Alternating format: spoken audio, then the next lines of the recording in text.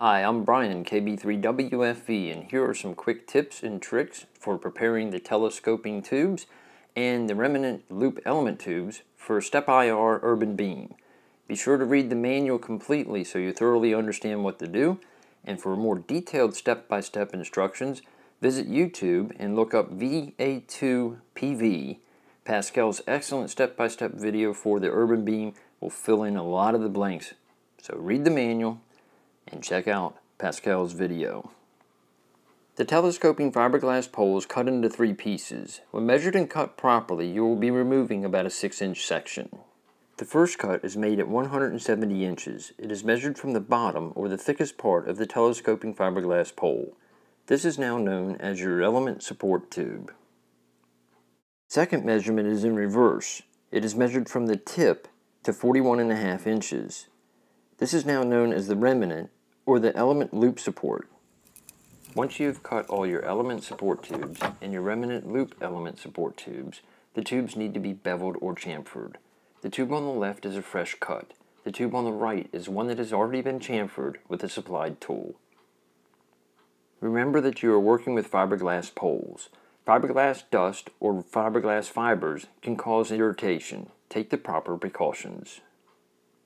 The white residue on the end of this chamfer bit gives you an idea of how deep you may have to go in some of the tubes. When chamfering the ends of the tubes, the fiberglass will become hot. This may deform or damage the fiberglass tubes. When applying the drill, only do so for 10 to 15 seconds at a time, allowing ample time for the ends of the tubes to cool off before applying the chamfering tool again.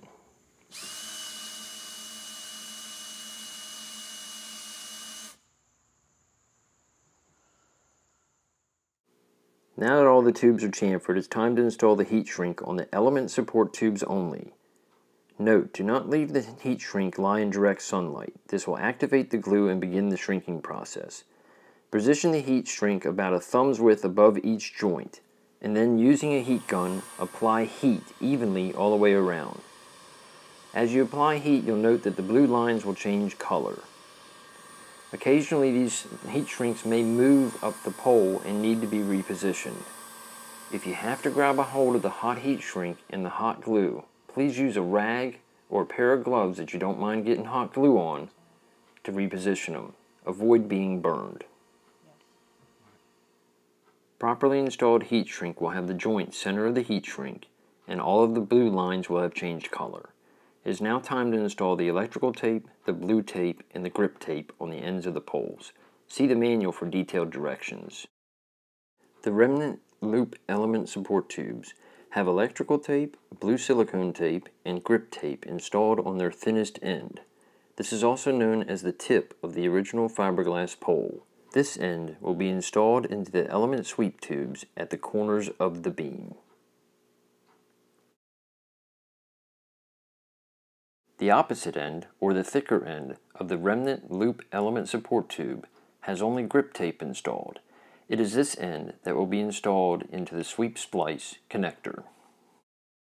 The 170-inch element support tubes now have electrical tape, blue silicone tape, and grip tape installed on their ends. It is this end that is also installed in the element sweep tubes at the corner of the beam. Now that all the element support tubes are prepared, all that's left to do is to assemble the beam.